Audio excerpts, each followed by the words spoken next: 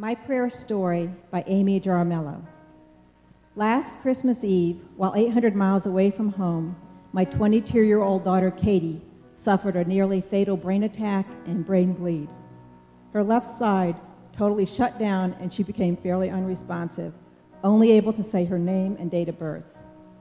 Although we were receiving fantastic medical care in the neurological intensive care unit, it still took a team of doctors 5 days to diagnose the cause. During that time, she was kept in a cold, dark environment to reduce any kind of stimulation.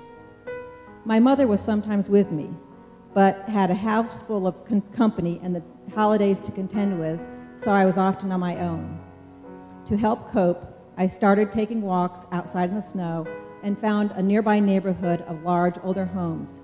In the midst of this neighborhood was a large, old-fashioned, stone-built church.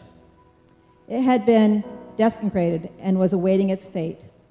It was also originally a Lutheran church, which I took to be a good sign since I was raised in the Lutheran faith. This became my place of intense prayer. While I really needed to concentrate and connect with God, I could not enter the church, although I tried all the doors and windows, so I did the next best thing that there was.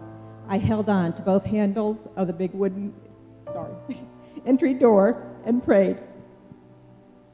I went to the church every day and every other day saying it was for my big prayers. After 5 days, the diagnosis came back. Acute, decimated, endoencephalomyelitis with a 6 centimeter brain bleed on the right side. The only treatment required high doses of steroids and could be started if she had a significantly lower white blood cell count, for her last one was 11,000. I went back to the church and prayed. This time, I felt a sudden gust of wind like the one described in the Bible. I took this as a sign that things would be okay. When the spinal tap results came back, Katie's white blood cell count had dropped to 400. Surprising the doctors and nurses, and the healing could begin. We had many more blessings, but this was the biggest one. I visited the church one last time to get a picture before starting the 800 miles drive home. My favorite prayer has only 6 words and got its start in high school AP English class.